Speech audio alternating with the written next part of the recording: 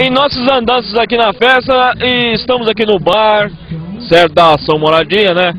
E nós estamos aqui ao lado do Elcir, que é o nosso presidente. Boa noite, Elcir, tudo bem com você? Boa noite, tudo bom com vocês também?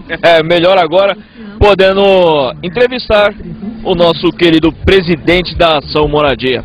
Presidente esse que, quando faltam as coisas, ele está sempre presente. Está sempre ali, dando aquele famoso puxão de orelha nos seus queridos funcionários.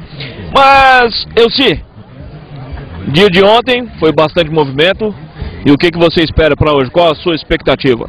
A expectativa é que melhore mais. Ontem foi um pouco fraco, né? Eu acho que devido ao feriado. Mas hoje eu tenho certeza aí que com as duas missas que nós vamos ter aí, quando o pessoal sair da missa, vai nos prestigiar.